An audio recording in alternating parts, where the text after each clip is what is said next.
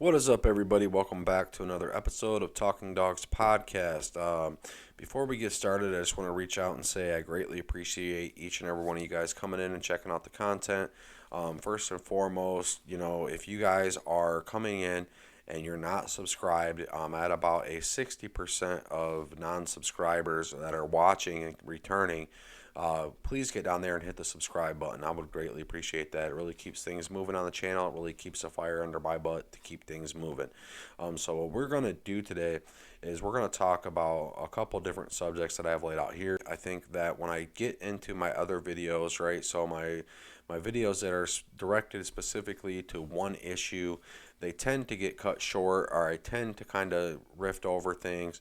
Things tend to be a little bit more difficult to get minimized into a chunk that we can digest and get all the information we need. So free thinking and the free form stuff, that's what we're going to do with the podcast.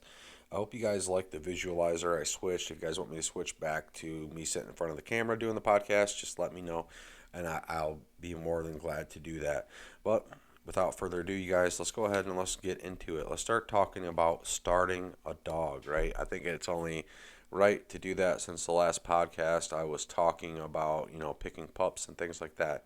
So starting a dog, in my opinion, I have the training a coon hound video, and as a whole, right, this is encompassing all things training.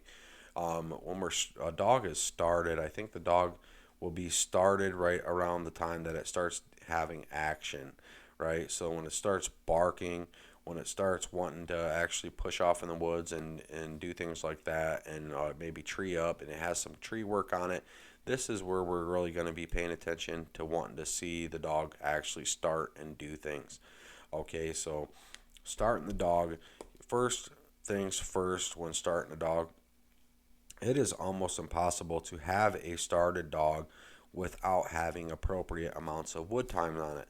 Now, when we have woods time, and everybody says it on every single channel, any video that you'll come across about starting a dog or, training a pup, the first thing they'll say is walking in the woods, get it familiar in the woods. This is all the information you read, and they're very, very on the nose with that. They've hit the nail on the head with that information.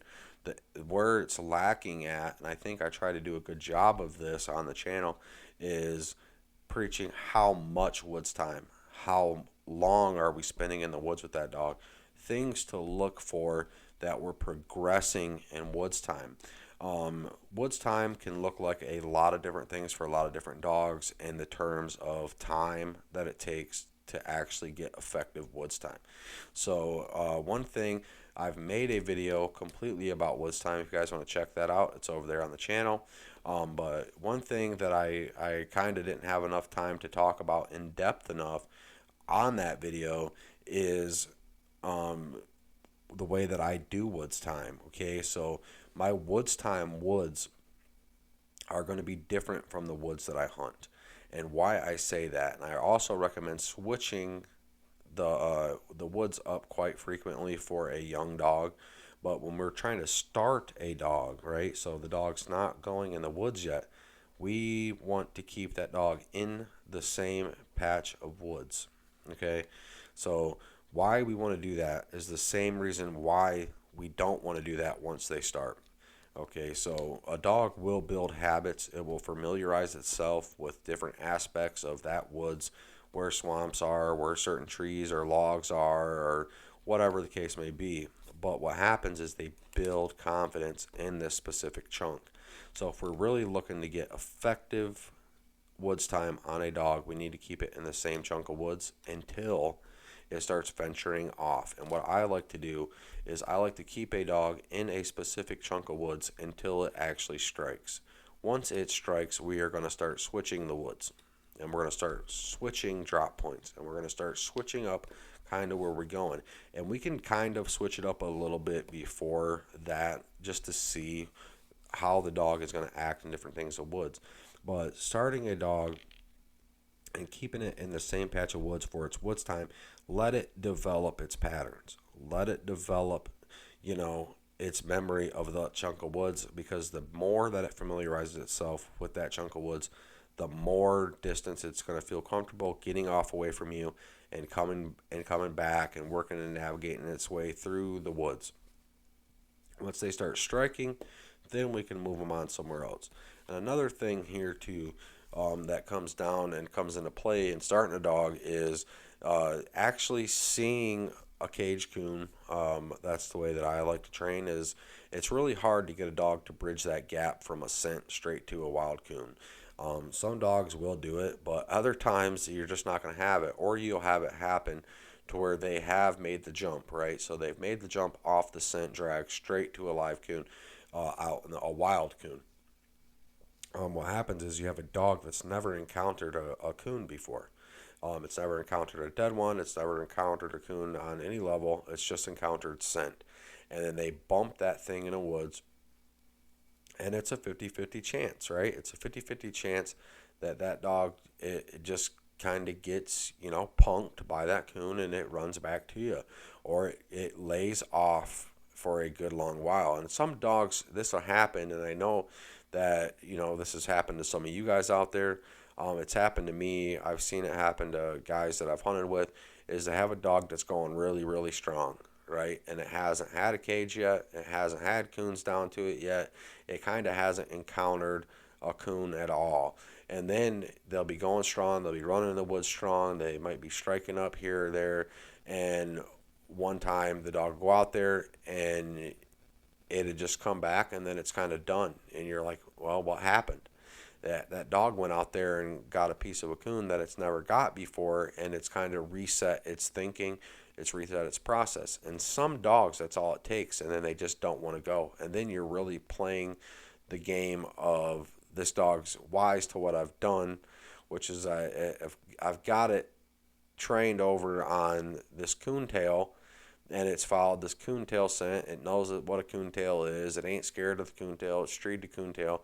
And then it goes out there and it finds out what's attached to that coontail, and it goes, I got to rethink what I'm doing with myself. So it's very good to get the dead coon stage out of the way and the cage coon stage out of the way, so they really have a good idea. And then they'll make a conscious choice to go ahead and keep pursuing once they do bump one. And some dogs, they'll bump it and they'll just keep pushing it, no matter if they've been on scent or seen anything. So it just kind of comes down to the grit and the maturity and the intensity of a dog, kind of, really. But it helps a lot if they know what they're going after here, and we can deal with this at the house instead of trying to have this headache in the woods. So it's all hand in hand with starting a dog. Now, starting dogs and their woods time can look like a lot of different things and a lot of different ways. And I know I already said that, but it's really dependent and stringent upon the dog's ability and what the dog wants to do. If you can't really force a dog to go faster than it wants to, we can kind of eke out, age times, or use its maturity or its immaturity against it, kind of trick it into giving us what it wants before it wants to. We can do all these things, and it can eke us out and save us a bunch of time on training. Another thing here too is I preach really big on the channel is when we're getting these dogs, pre-starting them. So I'll say everything pre-starting, like imprinting and getting a few commands together that we need for a dog, and doing all this kind of stuff prior to the dog actually starting up. Let's not hush our dogs, right? Because some guys, the way that they train, and I'm not knocking anybody. Everybody trains a different way. But a lot of guys, what happens is they have a dog and they keep it pinned up for 6 or 8 months. And the only thing that dog ever gets taught is to shut up. So if we have a dog that's been, on the chain 6 or 8 months, and it gets getting told to shut up 5 or 6 times a day, or it's getting laid up with a bark collar on or a shock collar on, and we've shocked it and we've, let it sit out there for weeks or months and not make a peep, and then we get it out and we go, okay, it's time to bark for me. You're going to have a way, way harder time getting the bark out of that dog than you would the dog that was never told to shut up, and you started fooling with it when it was about 3 months old, and we just kind of, this is the life of the dog, and we give it the one option, and that's, we're only going to train on this dog and do things that involve coon hunting, and that's the dog's world. And when then we have a little bit more that we can expect out of a dog. Um, Another thing here too is solo time. So solo time is extremely important, and the way that I like to do it, and the way that I prefer to do this is I start a dog solo. I don't want the dog in the woods with other dogs if I can help it. And I want the dog to start on its own. I want the dog to, be able to hold its own in the woods, even at whatever level. I want to know that I want to be confident that this dog has solid tree work on it. This dog has already treed something at least once. I want to make sure that this dog will strike a track and push its own track, and it will go in the woods on its own prior to hunting with other dogs. Now, the faster that we accomplish this, the better off for the dog in the sense of running with other dogs, right? So if we're not worried about running with other dogs, we're never going to really care how much solo time that we have on the dog. But some dogs, you keep them to themselves too much, they'll be ill to other dogs just because the sheer non-socialization of them, other things like that. But 9 times out of 10, we have more dogs at our house, right? So it's very easy to get wrapped up in the hunting dogs too. But a lot of people have hunting dogs and house dogs. I have hunting dogs and house dogs. I've always had hunting dogs and house dogs almost since I was a teenager kid. Messing around and trying to figure my way through hunting and all this stuff. So we always had other dogs, so our dogs were always fairly socialized anyways, just because of our house pets and other hunting dogs and things like that. So we never really had to worry about that, and I really didn't understand the issues that you would get running dogs with other dogs until I started a couple dogs this way. And what I found to be kind of a constant for me there is that if you run, you have to be very aware of the dogs that you're running your dogs with, right? If this other dog that you're running your dogs with is any of them is ill in the slightest way, you're gonna have the hardest time ever getting your dog to tree up with that dog, right? Your dog is gonna have to mature up enough to feel confident enough that it can actually take over the tree from the aggressive dog. And it might not be an aggressive dog. It might not be wanting to fight. It might not be tearing into the dog. It might not be laying up. Maybe it's growled. Maybe it's nipped. Little things like that. And I've been in the woods with dogs that are that way too, to where they're only aggressive enough to make the other dog lay off. And if we get that dog and we put it in the woods with the same dog, and it's just that little bit ill, maybe it nipped it once on a tree, that dog is gonna be trained. It's gonna be trained to stay off of that dog's tree, and then we're gonna sit there and we're gonna wait and wait and wait and wait and wait. Meanwhile, this other dog has trained your dog not to get on the tree while it's there, and then we get the dog that splits off and solos or whatever the case may be. Other thing here we need to pay attention to. Let's go into the next thing here is our mindset. So our mindset when starting a dog needs to be very level-headed, needs to be very calculated, it needs to be very laid out, and we need to set repercussions, and we need to know what's happening, and we need to set our expectations very low. Because what happens a lot of times is we'll get a dog and we'll go, oh wow, this dog's actually doing something, it's doing this, it's doing that, and we get big expectations out of the dog while we're at the house, while we're training. We have one good training session, then we take it to the woods, and it seems like a dud, right? And we're going, oh my gosh, man, it's just a big headache to sit there and deal with that.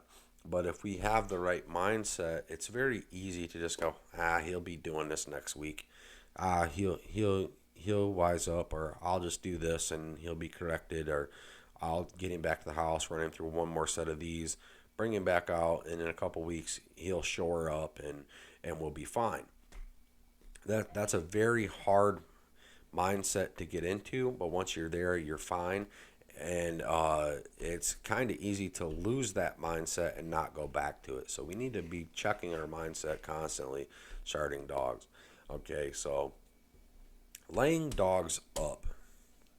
This is a big one. I don't think a lot of people understand just how much good laying a dog up can do.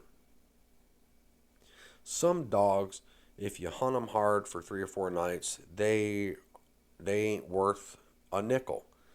But if we lay that dog up for a week and bring it out fresh, it's on fire. So there's them kind of dogs too that it needs to be laid up. It needs to have a break. It needs to readjust and rest and whatever, decompress, whatever you want to call it. It needs the time off to get back up into a good running mental shape or good running shape to where it's not just out there losing its mind, right? A lot of this is high action, high adrenaline, high stress because of all the adrenaline, and then like not sleeping good, like whatever the case may be. Maybe we hunted it super hard, and that's another thing too. Is some dogs have to be pushed hard in the woods. They have to be gotten into the woods quite often, quite frequently, or they start to deteriorate. And that's when we get the dogs that we have them laid up for a week, and then we get them in the woods, and it takes us 3 or 4 days of hunting before the dog warms up and really gets into its own and then starts back on the track again. And we need to find a balance for that dog. This many days on, that many days off. This week on, week off. Laid up for 2 weeks, hunt it 3 nights. Laid up 2 weeks, hunt it 3 nights. We need to find what works best for the dog. And one thing that I think I mentioned at least once on my channel in one of my coon hound training videos is cold starting your dog. And that is laying your dog up until you know for a fact that it has kind of forgotten about what it's supposed to be doing, and then just randomly grabbing it, taking it to the woods, and seeing how it performs there, right? Because some dogs are really good cold starters, and it's just like cold starting your car. You're going to try to cold start this dog and see what kind of motor it has on it. Is it going to rev right up immediately? Does it need a while to warm up?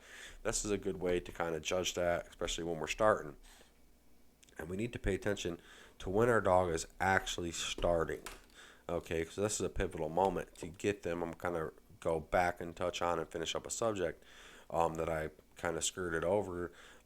When we're pushing a dog in the same patch of woods to get woods time, once they start striking up and stuff, we need to get them on over to a different chunk of woods. And we need to pay attention while we're in the woods time woods, what kind of stuff our dog needs, where it looks the most best at, where it covers the most ground at, where has it pushed the most track off to while we're in the woods time. Is it swampy? Is it dry? Is it big timber?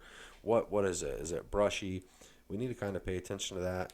And maybe if we see a dog that goes, okay, I want to hit the swamp every single time, and I never come up with anything, or I just struck something, I run it in the swamp and I lose it, run it in the swamp and I lose it, run it in the swamp and I lose it, then we need to try to get that dog maybe over to some dry land, get that dog over to some different type of terrain. But we'll put a pin in that one too, and we're going to push on. And let's talk about discipline.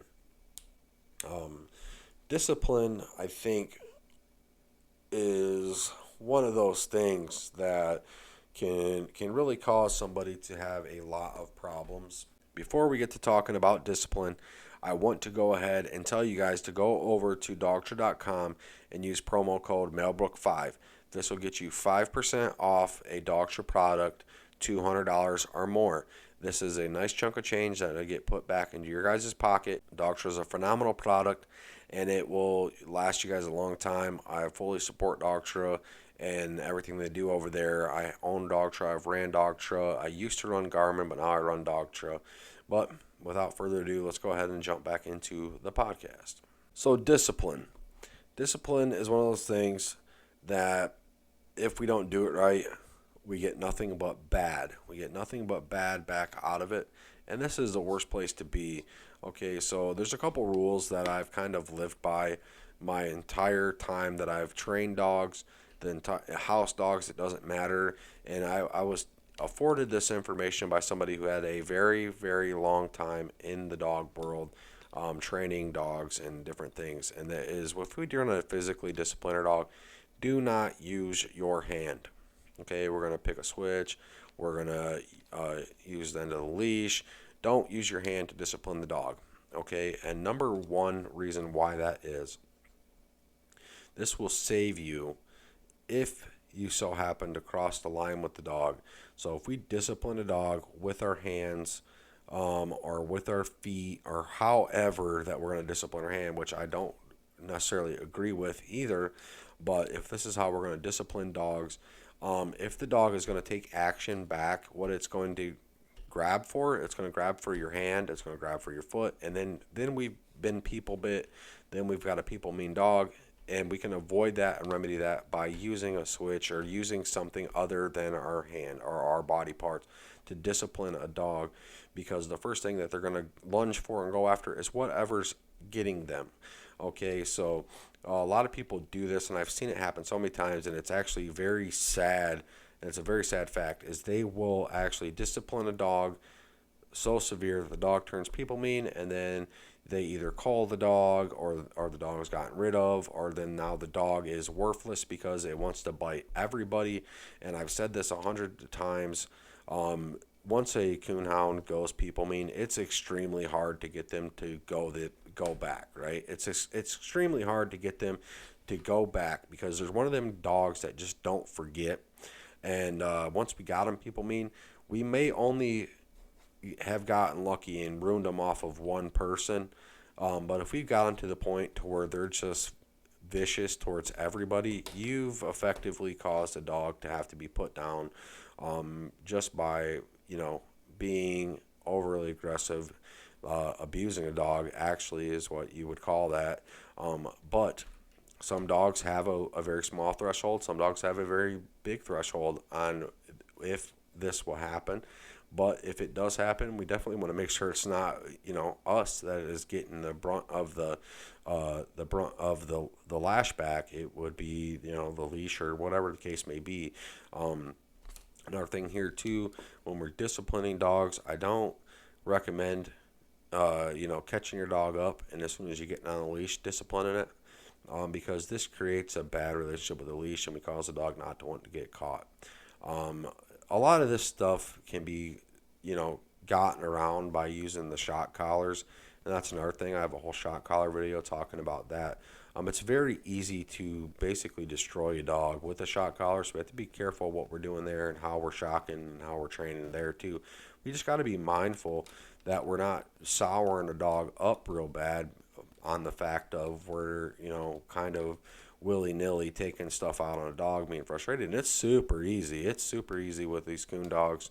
A lot of them are stubborn. A lot of them like to make you mad. A lot of them like to test your patience and, cause you to flip your lid. Let's keep that to ourselves, and that's why we need to stay in the mindset, which I talked about the mindset. We need to keep that mindset, because if we're not always having to answer before things happen, then we get, we're just acting out of retaliation, spite in the moment, and we don't need that. We need a free, clear mind to, logistically assess problems, because this is the fastest way that we're going to get a dog furthered on. So our outlook for each dog can be hugely different. We can look at a dog and go, this dog's not going to go very far. So be a good little, around the house dog, take out every once in a while, and that's all it's kind of good for. Or we can look at a dog and go, this dog, if it does not get slammed in the woods, and somebody don't take this dog to a comp hunt and don't put some wins on this dog, I'll feel ashamed of myself. And I think that's the two extremes that we can get, outside of a dog that just flat out won't get nothing done, will not hunt, can't get started. Those are the two extremes that we're going to look at there, and everything in between. So looking forward, and what I like to say to do is, before we even purchase a dog, before we even start a dog, we need to figure out, because we're going to come to a crossroad point with a dog, right? Some dogs are better off suited and better off doing other things than what we are doing, and we need to be able to decipher when and what we are going to be trying to accomplish with this dog. And if we go and we grab a dog and we go, all right, I'm going to grab me a pleasure dog, right? And we grab a hold of a pleasure dog, we grab a hold of a dog that we want to be a pleasure dog. And then we get hunting that dog, and we get starting that dog, and we get, running that dog, and we go, well, this isn't a pleasure dog. This is more geared for, a comp hunting dog. We can make a conscious choice to switch directions and go, all right, so we'll comp hunt him, or all right, we're going to go a different route with a different dog. And we're going to get a dog that's more suited for me. And another thing here, too, is this can change for you.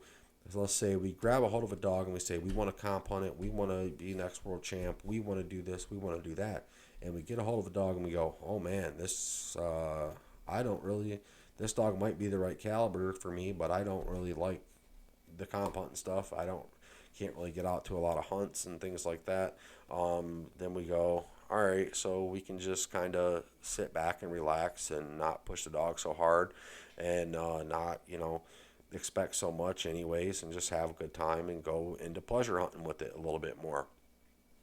Now, another thing here too is when we're starting dogs, what we're aiming for is to up the accuracy of the dog. And one way that I try to say to do this is, one tree a dog for a little while until you start getting higher accuracy, you start getting more speed, kind of doing it this way. And then once they have accomplished, I like to say, about 10 coons on their own, it doesn't necessarily have to be back to back, but once they accomplish about 10 coons, then we can settle into, okay, we're going to make about 2-3 trees with this dog a night. We're going to make 1 tree a dog this night for the rest of its life. We're going to comp hunt this dog. This dog has the potential to do 10-12 trees a night, and we can kind of just eke it out, and we settle into there. The only time that I really differ from what I've settled on is if I've got a hold of a dog that I wanted for one thing, and it shows me without a doubt that this dog is just not suited for what I want to do with this dog. It is really excelling in this area. Maybe it's like super geared, like a super geared for comp hunting dog, and we don't want to comp hunt. That is a hard one. That's a hard one to reconcile. That's a hard one to go, I'll go ahead and keep this dog and make him a pleasure hunter. You're just wasting a really good dog, and there's people out there that have got a hold of this dog and got the dog into the right hands, they could really make something out of the dog. So it's very good and wise to kind of settle into the mindset that we're not extremely attached to a dog, but we're not just discarding a dog. We're looking for the place that this dog needs to be, the people that this dog needs to be with, the type of people that are gravitating towards this type of dog are going to be the best place for this dog. So that being said, I know I'm wrapping it up around the 30-minute mark, but all in all, we got a couple new things to try out with the visualizers. Don't forget to hit that like and subscribe button. I'd greatly appreciate it. If there's anything that you guys want to hear me talk about on the podcast in depth and a longer form, don't be scared to get down there and hit a comment. All comments are welcome. And I do want to say this, and I want to make this very extremely clear. If you guys have made it this far, I know that some of these things might differ from what you think or how you've been taught or how you teach dogs, but I do not want you guys to think that you are not welcome here on my channel. My channel is here for every single coon hunter out there. It doesn't matter the age. It doesn't matter how long you've had experience, how long you've been in the woods. I just really hope you guys appreciate some good coon hunting content. I appreciate coon hunting as a sport. I appreciate coon hounds as a breed. All the breeds of coon hounds. I'm not a one color guy. I'll hunt anything. And I appreciate everybody who does everything that they do to, make good dogs.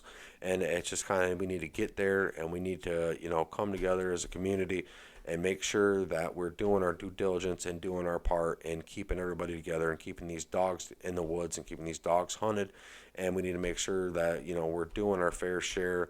I have a lot of things that I feel like I need to get out there, a lot of things that I could share with people to make their experience better. And I hope to take you guys along the journey with that, and stick around and keep them treed, guys.